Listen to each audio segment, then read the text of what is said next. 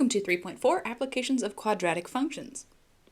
So we're looking at quadratic functions, which means you're going to be looking at equations with an x squared term, again squared for our highest power. So let's dive right in. Example 1. Let x be one of two positive numbers whose sum is 22. A. Write the other number in terms of x. B. What is the restriction on x? And then C. Write a function representing the product of the two numbers. And finally, D, determine the numbers that give a maximum product. So some key words we have going on first. We have two positive numbers whose sum is 22. Then we got to write the number in terms of x. We have a restriction on x. Again, restriction on x, what is that talking about? Well, remember, we want them both to be positive. So we cannot have a negative number for x. Then we want a function representing the product, okay, multiplication.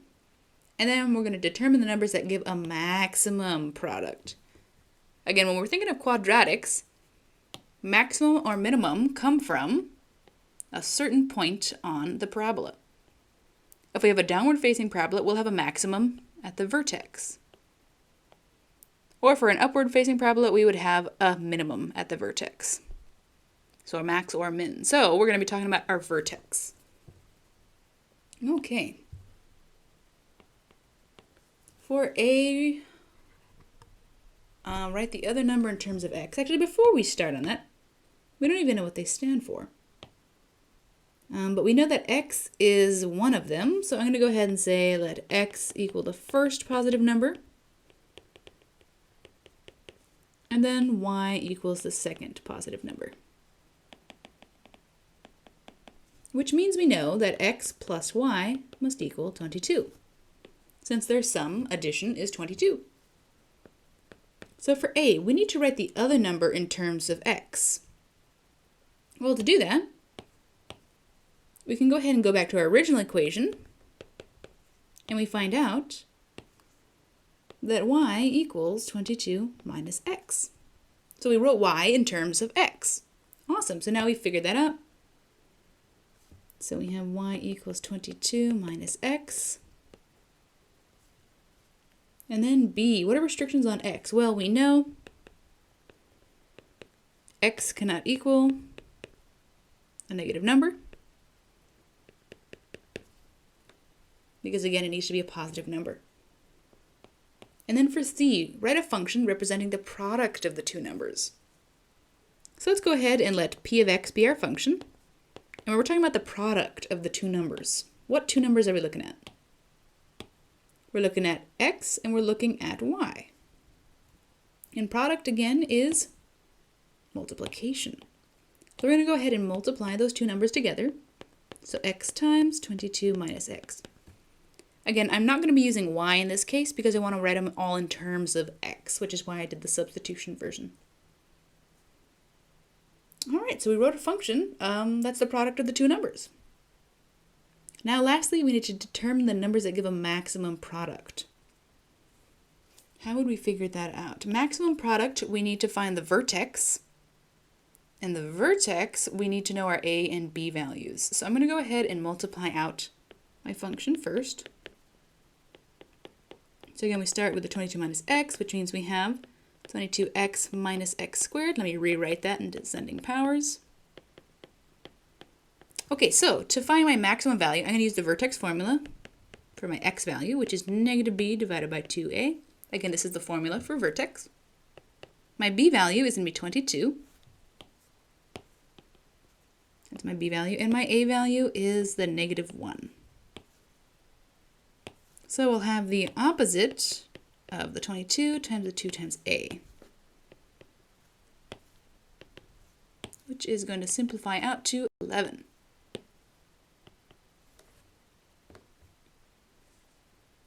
Alright, so that is my x value. So I know that x, or the maximum value for the first number, would be 11. And then to find the maximizing for the y, I can just go back and substitute that in. To find the max for the second, we use our original formula again right here. Y equals 22 minus x. So y is going to equal 22 minus 11. Which also equals 11. So what do we know? The two numbers that give a maximum product are 11 and 11. The two numbers that give a maximum product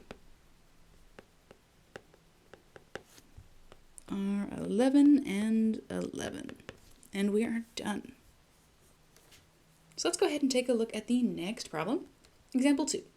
A frisbee is thrown. Its height in feet after t seconds is given by the equation s of t equals negative 16t squared plus 24t plus 4. So again, if we plug in a random t value, so a random second value, and we plug it into this equation, we could calculate how high it is in the air. And notice this is a t squared value, and we have a negative out front. So we know this is some sort of a parabola. There's a ball is thrown, or a frisbee is thrown in the air. It follows the arc, and then it'll fall at some point. And we can calculate where it will be at a certain time using that equation. Pretty neat. So for part A, how high is the frisbee after 1 second? So we want to know the height, again, which is s of t, when 1 second goes by. So when t is 1. So we want s of t, which again is the height, when t equals 1. Well, let's go ahead and plug that in. So we want to find s of 1, because again we want t to be 1. So it'll be negative 16 times 1 squared plus 24t plus 4. And again, inputting 1 because we're looking at 1 second. And then multiplying that out, we'll end up with 12. So s of 1 equals 12. So what does that mean? The frisbee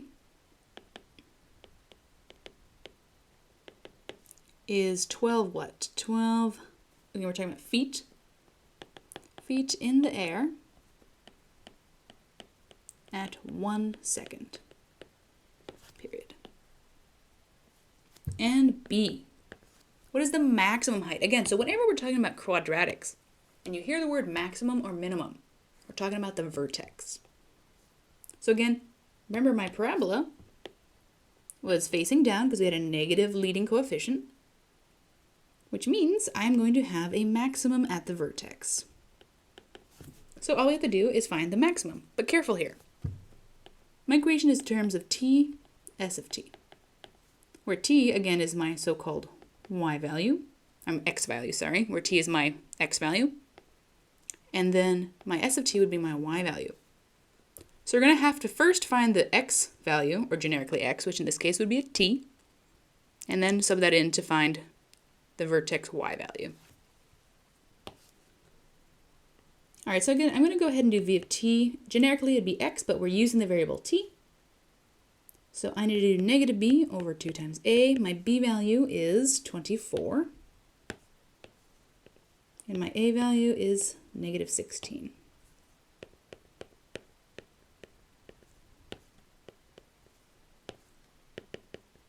And then multiplying that out, I'm going to get 0.75. So again, that was my time at 0.75 seconds is the maximum height of the frisbee. But I don't want to know the maximum time. I want to know the maximum height. So this is time, and I'm going to plug that into my equation to figure out what the maximum height is at that max time. So we're going to go ahead and find v of st. I just use that capital V to indicate I'm talking about the vertex. So again, I use the capital V to talk about, or to note that we're talking about the vertex of our parabola. And then plugging that into my equation to solve for that number of seconds.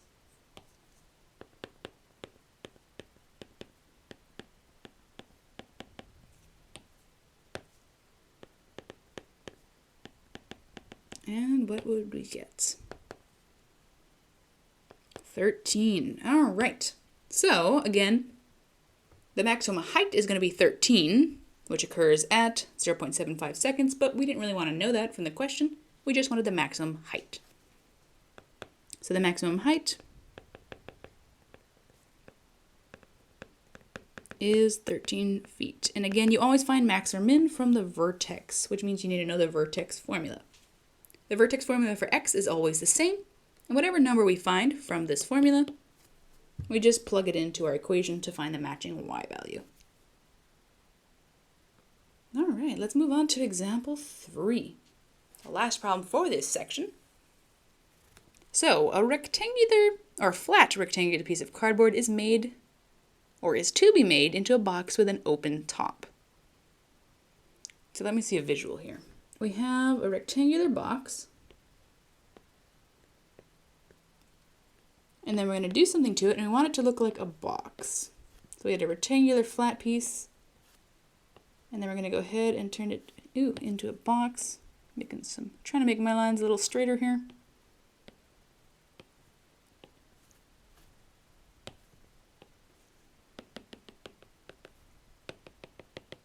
All right, so we're starting with a rectangular piece, and we cut it up a little bit, and we're going to make it into a box. Now the length of the cardboard is 5 inches more than the width. Okay, let's think about this. So I'll go ahead and let L equal length. So the length is going to be 5 more than the width. More than is addition. Well, if this is the width here, the length is going to equal the width plus 5 inches. Okay, well we've labeled that, and then what do we know? A 3-inch square will be cut away from each corner so that the sides can be folded up to form the box. So we're taking away a 3-inch square from each corner. And we're going to be able to fold it up to that box. So 3 inches, 3 inches, 3 inches, 3 inches, 3 inches, 3 inches, 3 inches, 3 inches. All right, so once folded, what are the dimensions of the bottom of the box?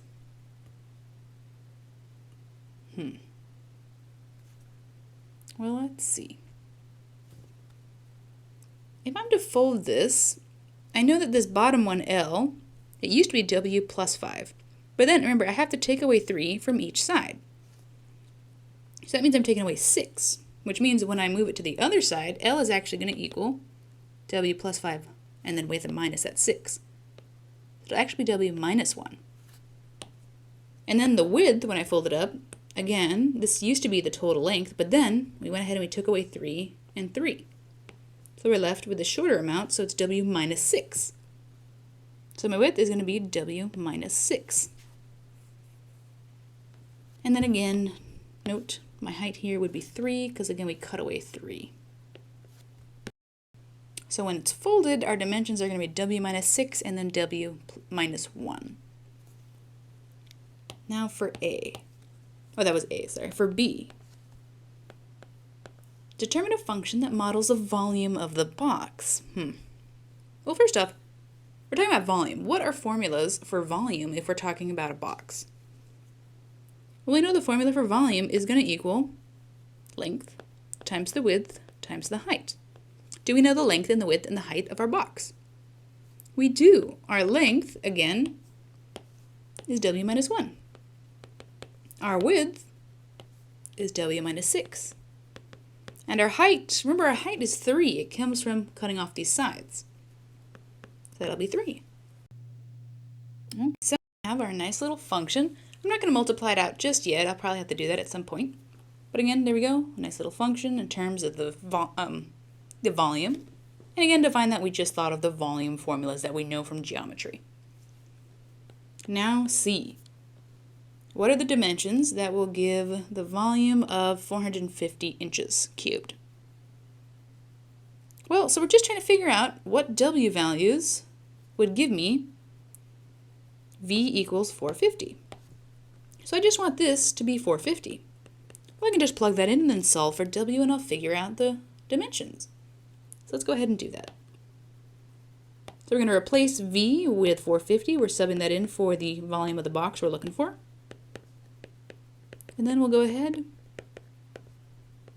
and multiply that out. So now, in order to solve this quadratic, we're going to have to multiply everything out and then maybe set it to 0 and maybe use a quadratic formula if it doesn't factor.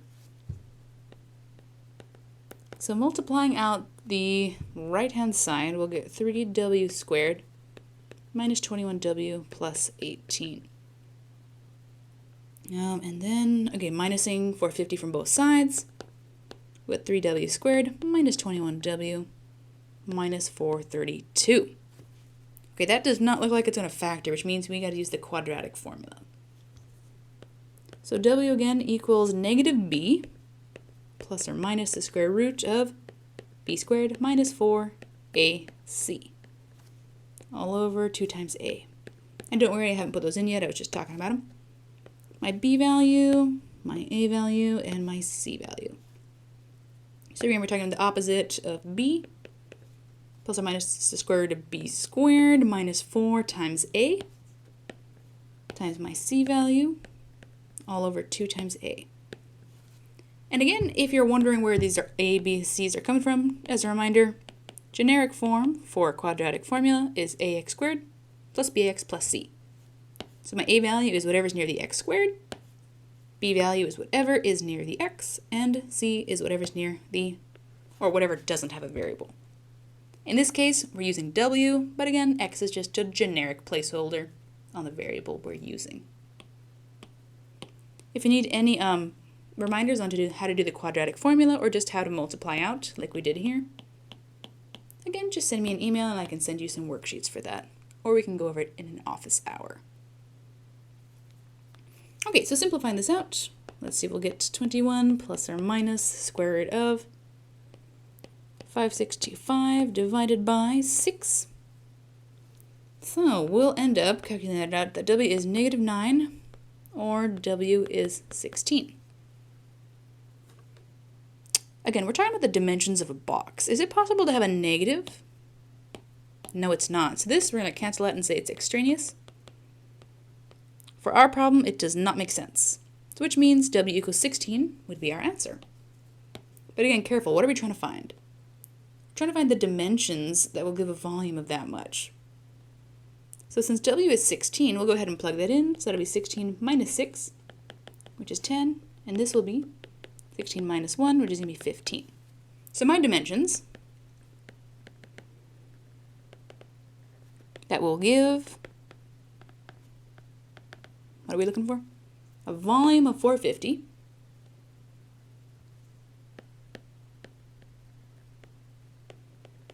Inches cubed. The dimensions that will give a volume of 450 inches cubed are, let's see, length times width times height. So length is 15 by 10 by 3 inches. Okay. Or you could rewrite that instead of using the multiplication symbols, we could just do 15 by 3 by, or 15 by 10 by 3. It'd be probably a little more proper. 15 inches by 10 inches by 3 inches, period. All right, so that is it for this section. Again, if you have any questions, please email me. Other than that, have a nice day.